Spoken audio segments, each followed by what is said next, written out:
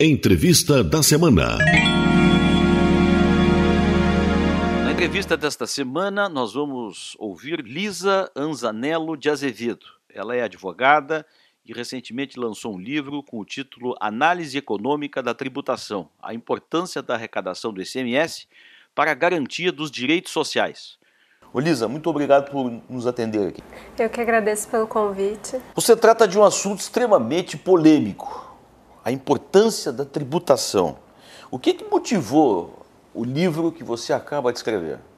Embora o livro possa parecer extremamente técnico, o principal objetivo é despertar empatia. Nós nos esquecemos daquele contrato originário firmado pelos nossos ancestrais, que abriam mão das suas liberdades individuais em prol dos benefícios da vida em comum. E hoje em dia, com todo o advento da tecnologia, cada vez mais as pessoas têm se isolado. E quanto melhor é a vida dessa pessoa, mais ela acredita que não precisa do outro. E o livro vem justamente na contramão desse pensamento, para trazer a importância que o Estado tem, mesmo que você não utilize desses serviços individuais que o Estado disponibiliza. Mas você precisa desse Estado para manter a ordem, por diversas questões que vão muito além dos serviços prestados. E, como diria o ex-presidente Richard Nixon, o governo não pode dar nada para o povo sem que antes ele tenha retirado. Então é aí que entra a importância da tributação, que para manter mesmo que esse mínimo que o Estado disponibiliza, ele precisa arrecadar tributos. Agora, existem outras formas de tributação, além desta que a gente conhece aí, de financiar o governo? São 6 as principais formas de tributação, que seria a cunhagem de dinheiro, o endividamento, a venda de bens e serviços públicos, o controle desses bens e serviços diretos pelo governo, o endividamento, a pilhagem, e a tributação. São esses seis principais, né? Só que dentre eles, a cunhagem de dinheiro ela é muito vantajosa para os governantes, porque ela é muito passível de manipulação. Antigamente, quando se cunhava o dinheiro, utilizavam-se metais inferiores ou uma quantidade inferior de metal do que devia ter naquela moeda. E hoje em dia a pior característica, né, desse modelo é que ele gera a inflação a longo prazo.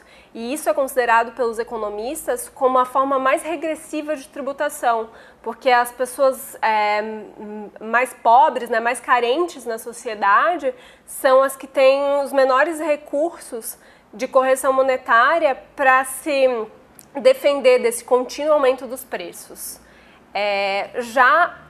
A pilhagem embora ainda a gente saiba que aconteçam nesses vários conflitos que ainda existem pelo mundo, ela foi proibida, não é um meio lícito, né, na Convenção de Genebra de 1949, e por isso ela é de plano descartada como um modo de financiamento do Estado.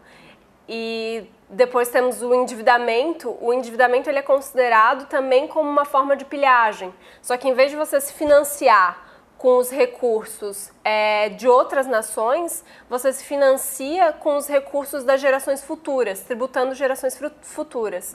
E ao mesmo tempo, você acaba criando uma sensação ilusória com esses empréstimos de que a sociedade está vivendo num padrão muito bom. E com isso ela acaba consumindo, as pessoas acabam consumindo as poupanças. Então isso é um outro efeito negativo do endividamento. Na questão da venda de bens e serviços públicos, a gente tem que pensar que nem todo mundo tem condições de pagar por esses bens e serviços públicos disponibilizados. E bem como tem alguns desses serviços, como bombeiro, segurança nacional, que independeriam do pagamento, eles teriam que existir independente de um pagamento direto. Já a questão do controle direto, a gente vai chegar a um governo centralizado.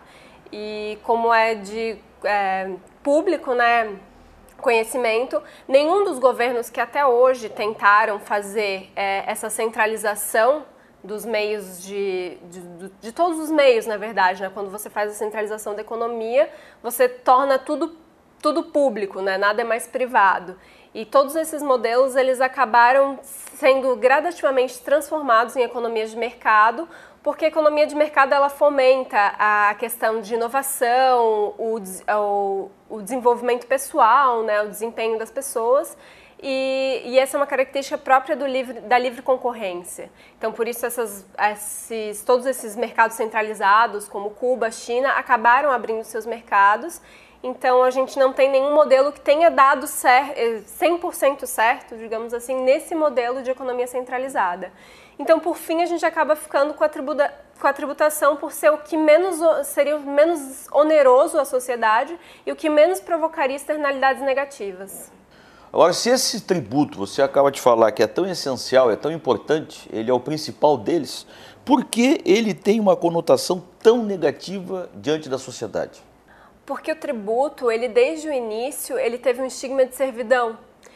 Na antiguidade, só os povos dominados, conquistados, é que pagavam tributos. Depois, na Idade Média, os servos pagavam os tributos para os senhores feudais. E, além disso, ele tinha uma conotação de pecado. A própria Bíblia coloca um pouco isso, porque ela ela igualava os cobradores de impostos aos publicanos, que eram considerados os pecadores públicos. Então ela sempre teve essa conotação negativa, já desde a sua criação. E aliado a isso, a gente teve uma formação de governos europeus em que as coroas eram extremamente ávidas por essa tributação, mas por interesses próprios, para garantir a luxúria das cortes europeias. E com isso foi fomentando a insatisfação da sociedade, que acabou gerando inclusive a Revolução Francesa. E o maior problema de tudo isso é que essa característica da corte perdulária, ela foi trazida para os povos além-mar, né, para os povos conquistados, e aqui na colônia, com exemplo, o Brasil, principalmente, a gente teve o emblemático Quinto dos Infernos, que era o quinto de tudo que era produzido e extraído no país, era enviado para a metrópole. E não havia um repasse, assim, uma contrapartida à colônia. Então, os colonos começaram a ficar revoltos com isso. E, aliado, ainda temos que a tributação, aqui no nosso país, ela nunca foi devidamente estabelecida. Começou com esses excessos da corte portuguesa, superposição de tributos, e chegamos ao extremo da derrama, com diversas revoluções por todo o território nacional. A gente teve a Inconfidência Mineira, que foi por causa da alta tributação sobre o ouro. A gente tem a Revolução Farroupilha no Rio Grande do Sul, inclusive separatista, por causa da alta tributação sobre o charque. Então, são essas características que foram moldando uma aversão da sociedade à tributação. E com o tempo, a gente passa do tributo básico, né, para um tributo mais evoluído, só que a sociedade ela não tem essa concepção, né? Então, em qualquer governo, por melhor ou pior que seja, há necessidade dessa tributação histórica, né? Mas a gente não consegue ver a parte boa exatamente porque a gente já está enraizado em todos esses problemas históricos. Então, de fato, a tributação ela é um problema histórico da nossa sociedade. Bem, agora, para finalizar, um assunto factual que está aí na ordem do dia, as reformas. A reforma previdenciária, há quem diga, principalmente na academia, entre os professores de economia, é que ela está invertida a pauta da reforma previdenciária. Antes dela vem a reforma tributária.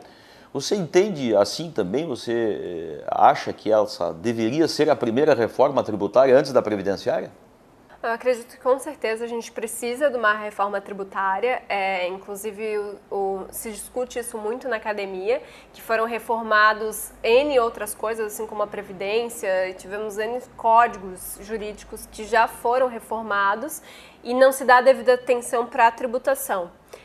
Só que o problema da tributação, ele perpassa problemas culturais nossos. Historicamente, a gente tem problemas, digamos assim, com a tributação. Então, por exemplo, uma das sugestões seria colocar o IVA no Brasil, que é um imposto único europeu. Só que o que o cidadão vai pensar já? CPMF. Então, tá todos os detalhes que são muito intrínsecos na tributação dessa mágoa, desse ressentimento da população. Então, a gente tem que pensar muito na hora de fazer uma reforma tributária. Obviamente, ela é necessária, ela resolveria N problemas de gestão, de financiamento do Estado, inclusive da própria Previdência, que poderia ser postergada após essa análise. Só que é muito mais fácil você fazer uma reforma da Previdência do que você fazer uma reforma tributária, porque você mexe com muito mais interesse. Você mexe com interesses privados muito fortes, com empresas muito fortes, com questão empresarial muito forte. Você mexe com interesses políticos porque, querendo ou não, a gente sabe que no fim tudo envolve um interesse político. Então, toda essa reforma tributária ela teria que ser muito bem estruturada para que a população a entendesse e se adequasse a ela. E não ser uma coisa imposta, que como já foi desde o início da nossa tributação, né, daquela coisa da derrama, de tributar e não ver retorno.